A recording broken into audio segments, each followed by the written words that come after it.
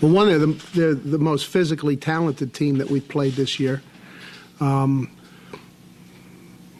in what I see on the tape, but when I look at the conference statistics, I think these are two significant things. They have the number one top punter in the league. They've got the top field goal kicker, who's 9 for 9 in the league. They've got the leading tackler in the league. They've got the leading total yardage player in the league and the second leading receiver in terms of yards per game in the league. So at the positions where, that causes the ball to move, I mean, kickers, quarterback, receivers, they make the ball move in a hurry. Okay, well, they're in the top of the league with that personnel as far as making the ball move in a hurry. And especially with the two kickers who can do it in one fell swoop, those are amongst the things that are very noticeable to us. You talked the other day about how it's important to win on the road, how important it is to do away with distractions. But why is there such a wide range as there has been in this series the last 4 years? I mean, both times Maryland's come here, it's been very lopsided. Then you go up there and yeah. I don't know. That's hard for me to explain, Doug. I really don't know. Probably there are other examples of that. Why do you think teams play better at home or on the road, or because they can't do away with distractions? I think part of it perhaps is a competitive maturity. I don't think it should be that way. As we kind of discussed after the game last Saturday. And then again on Sunday, this whole idea of, each week is its own game. It presents its own set of challenges. It really shouldn't make any difference, when the series originated or who's won more games on the home and at the road. I mean, if you do a good job of preparing for the issues that are at hand and you play better, you win. If you don't play home or away. But I'm not offering this as by way of explanation. I got questions too. Perhaps the emotional swings of younger players accounts for those type of swings in performance. I don't really know. Would it be fair to say you have not played well in either of those games at College Park? Not a case of playing well and getting beat by a team that played even better? Yeah, well, the first year that we were up there,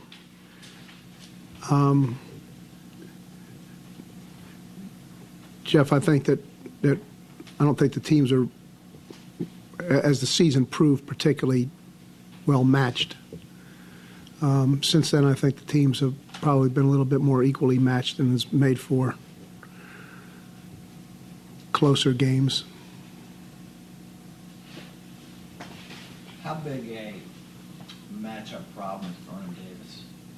Oh, and he's sure. No, he's one of those unique players. You don't. It's not only that you don't see a player of his abilities every week. You can go season to season and not see one like Vernon. The combination of size and speed, and ball skills that he's got. It's a tremendous weapon for their team. It's apparent that the quarterback has got great confidence in getting the ball to him, and for good reason. And he is, I think, one of the things that makes him very unique for his position is his run after the catch ability. There's been a lot of really, really good tight ends who are good receivers, but don't necessarily look like wide receivers after they catch the ball. He's got a tremendous ability to do that. I don't have an expectation on it, Jeff. Obviously, we'll have to see, but I just get the sense. I got the sense from the players after the game in Syracuse that they were pretty pleased with themselves in terms of the overall set of circumstances that they had to deal with, and generally played pretty well throughout with those circumstances. You said something on the radio show last night about Deion Williams, said that Marcus now had the confidence that if he threw it to where Deion was supposed to be, that Deion would be there. Is he a better, I don't know, misinterpreted what you said? No, I think I said something probably said something of the nature that they, especially on those plays the other day. But it's been this way, Doug, throughout spring camp and training camp. Is Deion's hitting all the right landmarks? You know that if the top of the stem of the route is at 12, aiming for 27, he gets to 12 and he gets to 27. So now the quarterbacks, especially on your deeper balls that have to travel a distance, if the quarterback waits until the receiver's open, then the ball is usually in the air for such a time span that there's a lot of break on the ball, and the defense can make a play on the ball. So a quarterback's got to develop a picture in his mind as to what the opening looks like and recognize what it's going to be like when the receiver gets it and throw it to the spot. Well, that's you're a little shaky doing that if you're not sure the guy's going to end up on the right spot. And better discipline? Discipline, maturity, understanding of the system, patience. A lot of time, most of the time with receivers, if the route isn't at the assigned depth, it's almost always cut short rather than run too long. Young receivers tend to cut their routes short. They're a little impatient with running the route. Fontel has developed into a good downfield blocker. I think you said that. What's keeping him from being more effective as a receiver? Or do you think he can be a bigger weapon than he has been? Yeah, really circumstances more than anything, Jeff. They're obviously on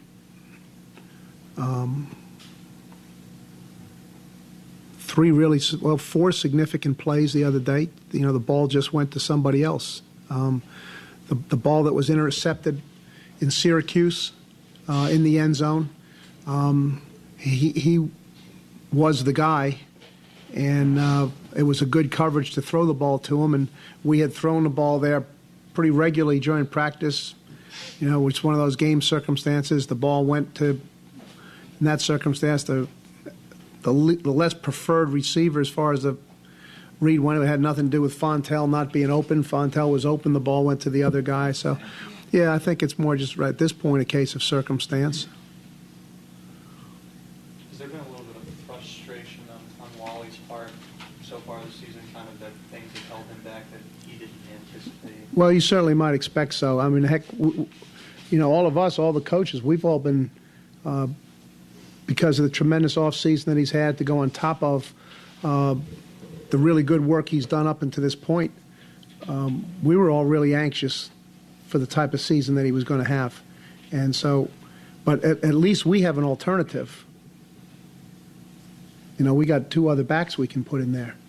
But Wally's not in there. He's got no alternative. It's this game or it's nothing for that afternoon.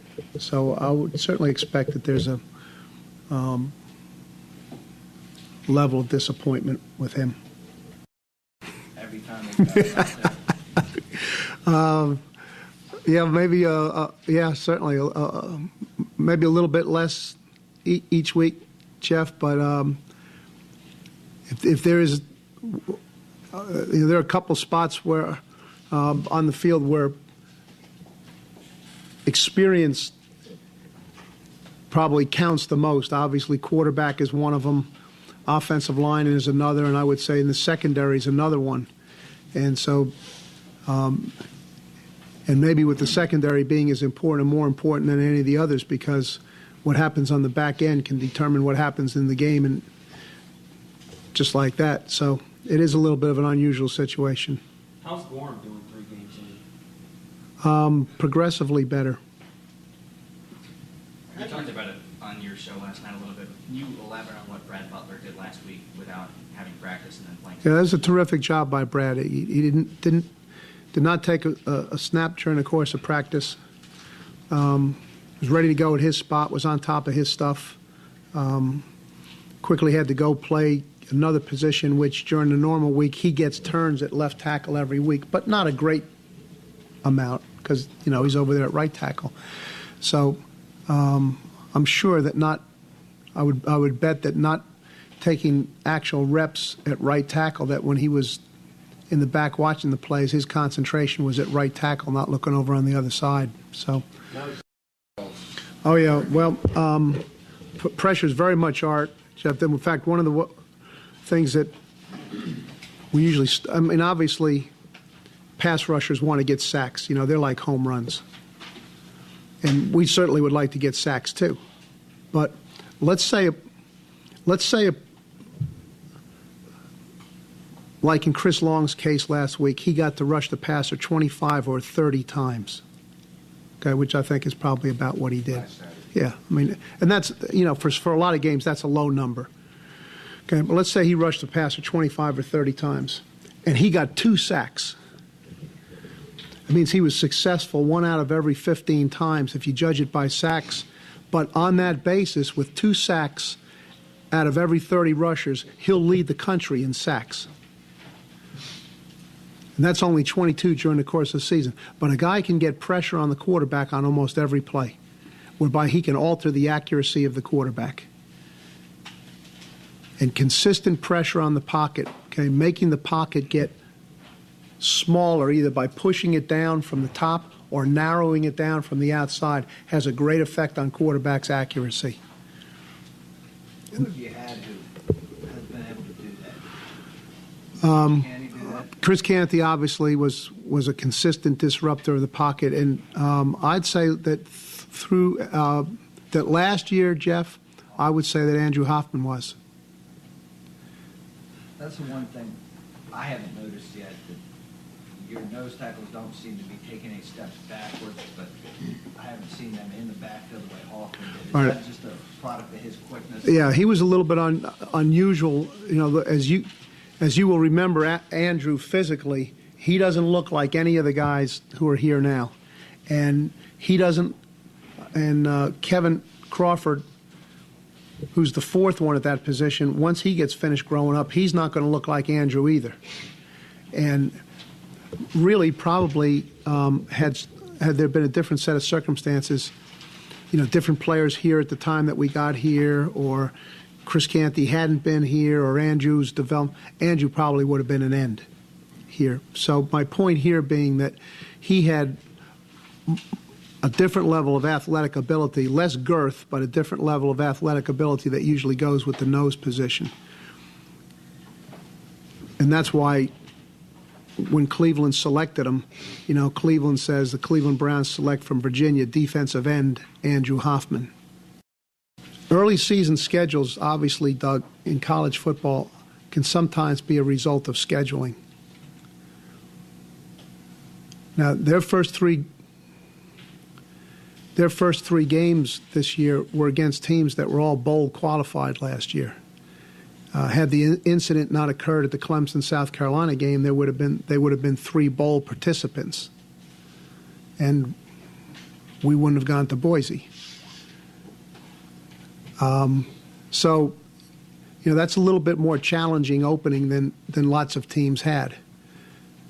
So that accounts somewhat for it, and then against 2 of those teams that are showing to be pretty good. West Virginia was pretty decent last year, and they're undefeated right now.